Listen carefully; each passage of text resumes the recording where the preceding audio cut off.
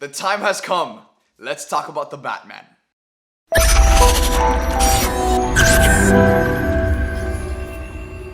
So I finally got the chance to watch The Batman. A lot of you guys know that this has been my most anticipated film of the year. So did it live up to the hype?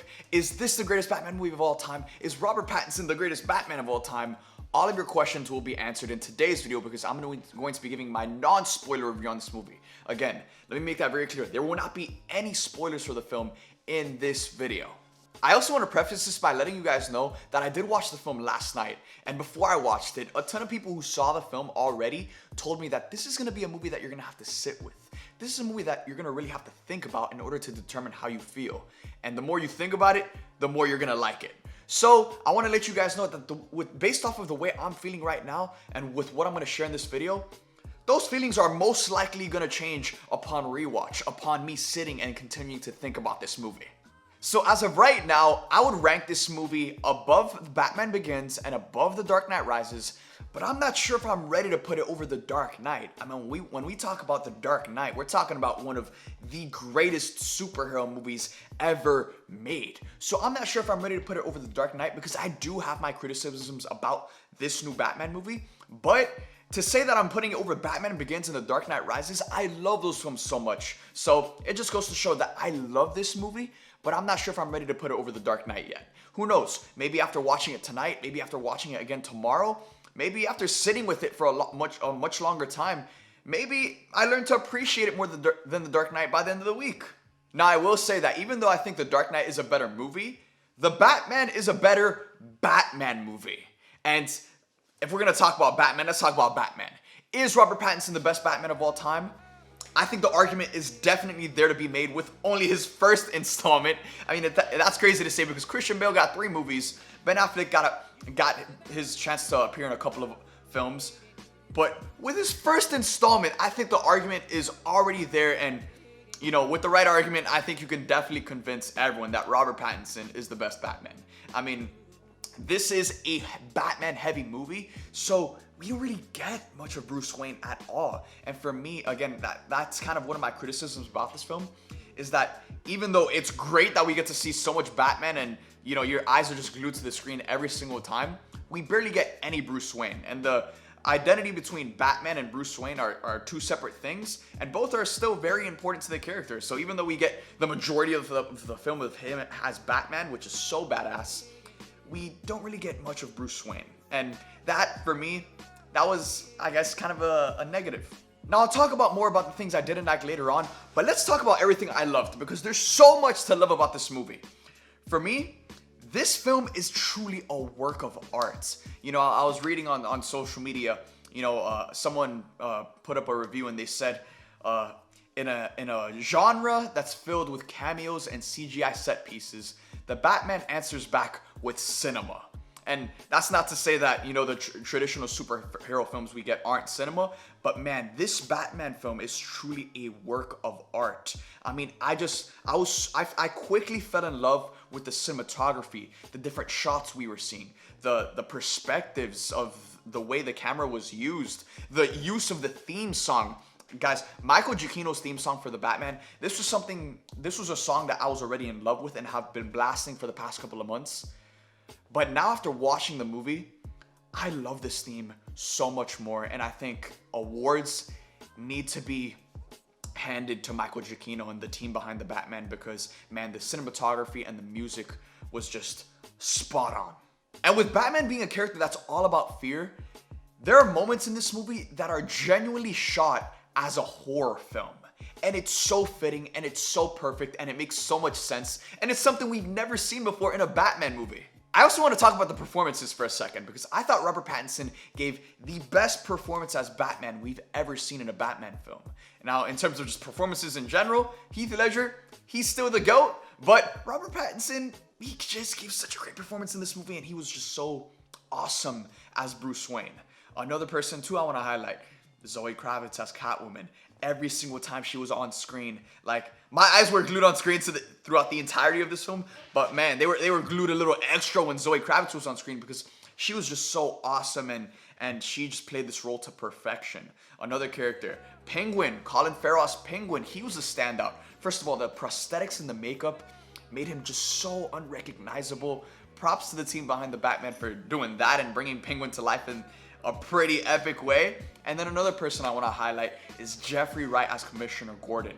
Man, this leads me into my next point, is relationships. Because the relationship between Batman and Gordon is so important in this film. And it's one of the, I guess it's one of the pillars of the movie. And it's so good. And I think this is the best adaptation of the Batman and Gordon relationship, because throughout the entirety of the film, they are both like kind of just buddy cop, just working together side by side to try to uncover the truth behind the Riddler, trying to just take down Riddler together.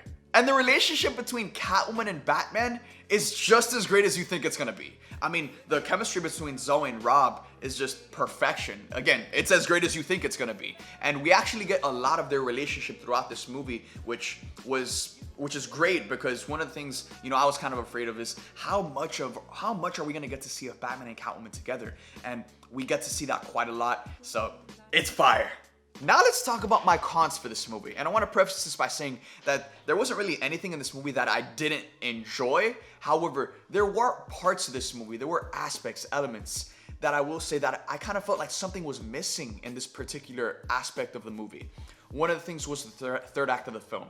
I thought acts 1 and 2 were so amazing and so strong that once we transitioned into act 3, there was just something missing. I don't know what it was. Again, I've only watched the movie once and it's still a lot to take in and I'm still processing it. And I don't know what it was, but there's something from the third act that's missing, and I felt that there was a bit of a dip in terms of just enjoyment for me once we transitioned into the third act and once the movie ended.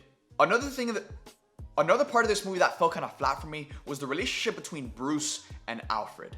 This is a completely new Batman franchise, a completely new adaptation of the characters and their relationships. And looking back to the previous Batman films, again, everyone's saying this is the greatest Batman movie of all time. So if we're gonna compare it to the other Batman films, let's compare it to the other Batman films. And I thought the relationship between Christian Bale's Bruce and Michael Caine's Alfred was just done so much better. And you genuinely felt the love and care that both of them had for each other. Whereas in this adaptation, I don't necessarily feel that just yet. And I don't know, I didn't really buy into I don't know if it's the chemistry between Robert Pattinson and Andy Serkis, but I don't know, the relationship between Bruce and Alfred in this film is something that I didn't really buy into just yet. And again, this is just the beginning of this franchise. This is the beginning of Batman's story. So I hope to see them develop that relationship as the films progress. And my final noticeable con for this movie is the fact that we barely got any Bruce Wayne.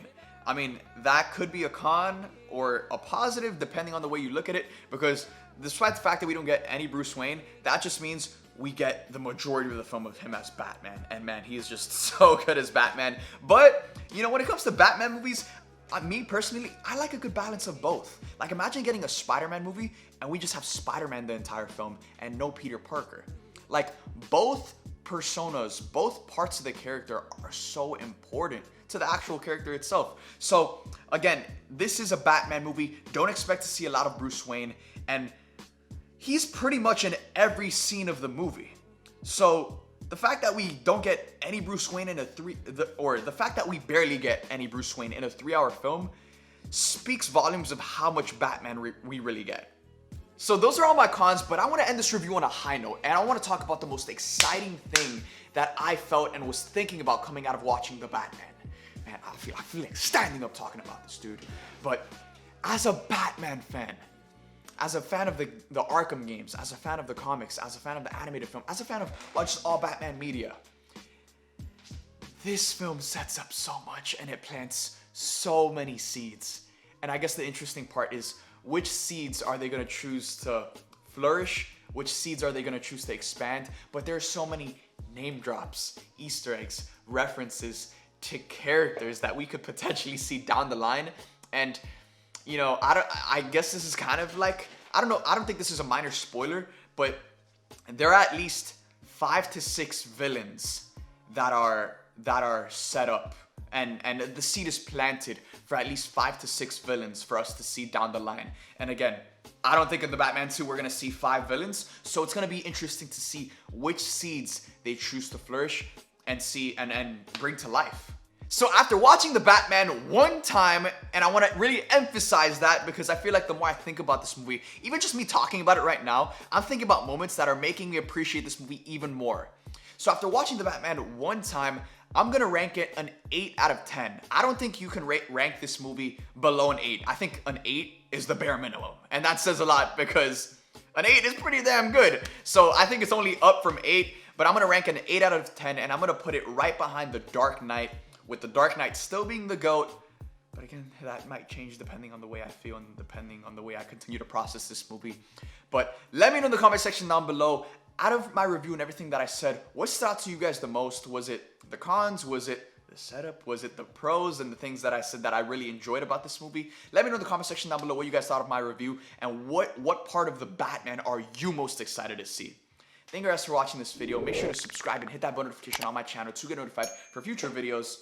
I love you guys 3000, and I'll see you guys next time.